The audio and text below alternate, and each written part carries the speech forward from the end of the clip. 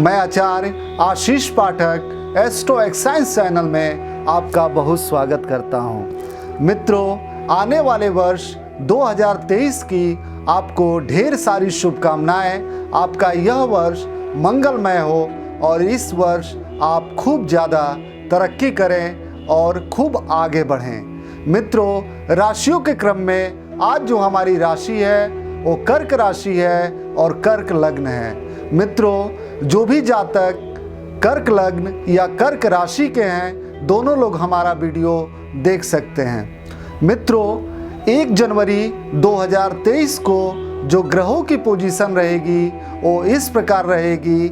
कर्क लग्न की कुंडली में केतु आपके चतुर्थ भाव में रहेंगे, सूर्य और बुध आपके छठे भाव में रहेंगे, शनि और शुक्र आपके सप्तम भाव में रहेंगे, गुरु स्वगृही होके नवम भाव में रहेंगे, चंद्रमा और राहु आपके दसम भाव में रहेंगे और मंगल आपके एकादश भाव में रहेंगे। मित्रों, जैसा कि मैं बताता हूँ या बताते आ रहा हूँ कि किसी भी लग्न की कुंडली में 3 योग कारक ग्रहों को जरूर देखा जाता है और कर्क लग्न की कुंडली में 3 योग कारक ग्रह, एक आपका लग्न भाव का स्वामी आपका चंद्रमा होता है, आपके पंचम भाव का स्वामी आपका मंगल होता है और नवम भाव का स्वामी आपका गुरु होता है। तो कुंडली के अकॉर्डिंग उस दिन जो आपकी कुंडली बन रही है 1 जनवरी 2023 को, उसके अकॉर्डिंग जो आपका लग्नेश चंद्रमा है, चंद्रमा आपका जाके दसम भाव में बैठा हुआ है।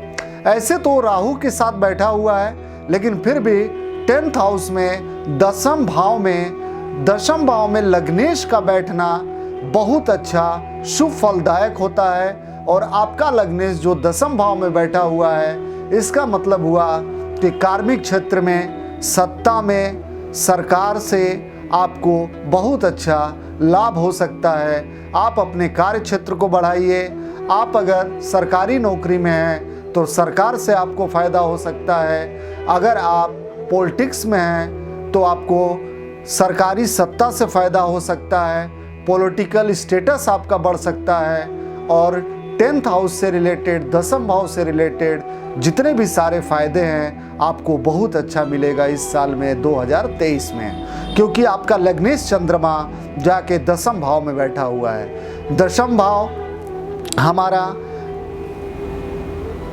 करियर के पॉइंट ऑफ व्यू से भी होता है, तो दशम भाव के अकॉर्डिंग बहुत अच्छा फल आपको मिलेगा। 5th हाउस का लॉर्ड, पंचम भाव का जो स्वामी है वो आपका मंगल है और मंगल आपका बैठा हुआ है एकादश भाव में, और एकादश भाव में कोई भी ग्रह खराब फल नहीं देता है, कोई भी ग्रह बहुत अच्छा फल देता है।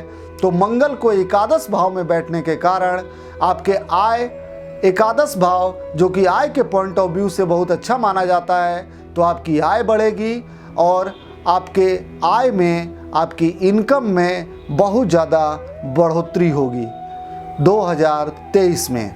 अगर हम भाग्य भाव की बात करें, गुरु की बात करें, तो गुरु आपका स्वगृही होके भाग्य भाव में बैठा है।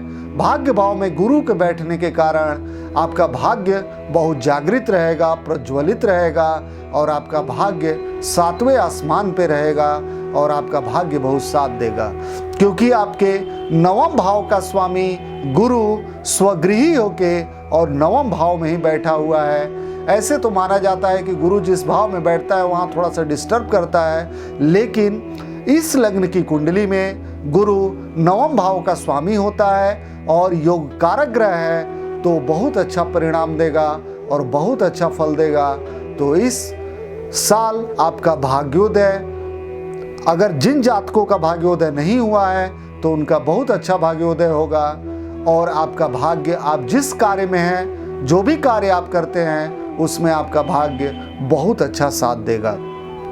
अगर हम गुरु की दृष्टि की बात करें तो गुरु की 5वीं दृष्टि 1, 2, 3, 4, 5 आपके लग्न भाव पे पड़ रही है, तो आपका व्यक्तित्व, आपकी पर्सनालिटी, आपकी आत्मा, आपका शरीर, जो लग्न का जो प्रभाव होता है, इन सब सारी चीज़ों पे होता है। तो बृहस्पति की दृष्टियाँ जो हैं वो अमृतमयी होती है और लग्न को देखने के कारण आपका व्यक्तित्व तो बहुत अच्छा निखर के आएगा, आपकी पर्सनालिटी चेंज होगी। अगर आप अपने ऊपर ध्यान दें तो इस साल आप बहुत कुछ अपना बदल सकते हैं अपनी पर्सनालिटी के अकॉर्डिंग।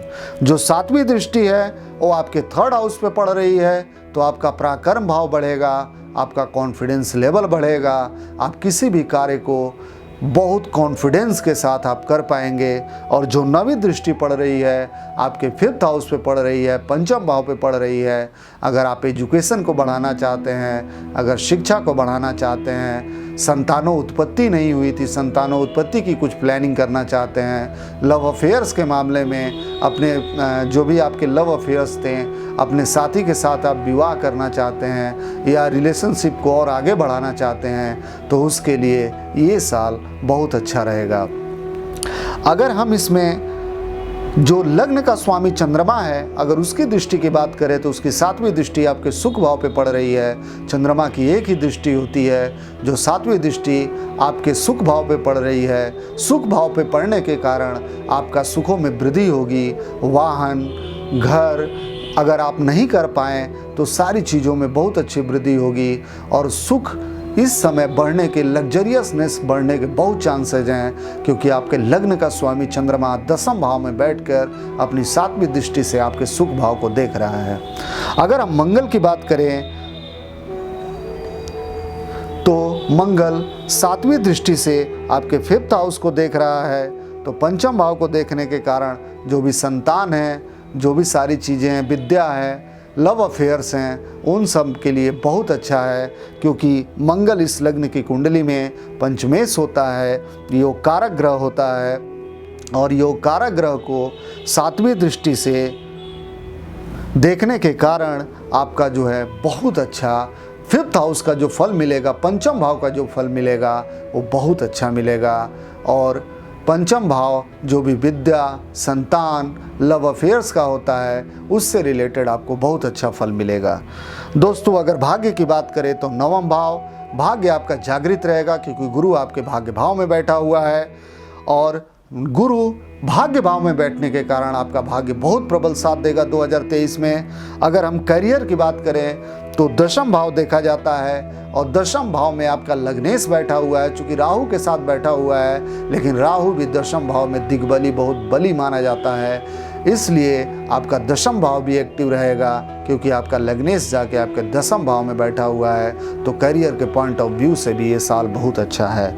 अगर हम धन की बात करें तो 2य भाव देखा जाता है। 2य भाव का जो मालिक है सूर्य, वो 6ठे भाव में बैठा हुआ है, फिर भी 6ठे भाव में सूर्य बली माना जाता है, तो धन की भी पोजीशन इस साल आपकी बहुत अच्छी रहने वाली है। अगर हम स्वास्थ्य की बात करें तो 3रा भाव, 4था भाव और 5वां भाव देखा जाता है।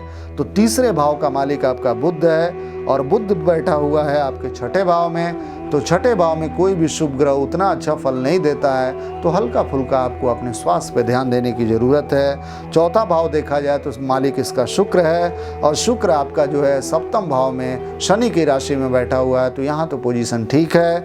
अगर हम पाँचवें भाव की बात करें तो मंगल है, मंगल की पोजीशन बहुत अच्छी है। पूरा मिला जुला के आपका स्वास्थ्य 80% बहुत अच्छा रहेगा, 20% आपको थोड़ा सा ध्यान देने की ज़रूरत है। तो मित्रों ये था कर्क राशि और कर्क लग्न के जो भी जातक और जातिका हैं, इस वीडियो को देखें और इसका पूरा लाभ उठाएं। मित्रों इस साल की शुरुआत जो है आप शिव की पूजा करके करें, क्योंकि कर्क लग्न का स्वामी चंद्रमा होता है और चंद्रमा को शिव जी अपने मस्तक पर धारण किए होते हैं। उस दिन आप वाइट शर्ट या टी शर्ट या जो भी कपड़े पहनते हैं, जो भी माताएं बहनें हमारी कपड़े वाइट या क्रीम कलर की आप पहन सकते हैं और पहन सकती हैं, और पहन के आप भोले बाबा शिव की आराधना करें और शिव की आराधना करके आप अपने दिन की शुरुआत करें, तो 2023 आपके लिए और लकी साबित होगा। मित्रों अगर हमारी वीडियो आपको अच्छी लगती है तो आप इसे शेयर करें, आप इसे सब्सक्राइब करें और इसे सेवा भाव के अकॉर्डिंग, मेरा जो सेवा भाव है उसको कई लोगों की भेजने की कृपा करें। शेयर के माध्यम से कई लोगों के पास जाएगा तो मेरे सेवा भाव को वो भी देख सकेंगे और वो हमारे वीडियो का लाभ उठा पाएंगे। ओम नमः शिवाय।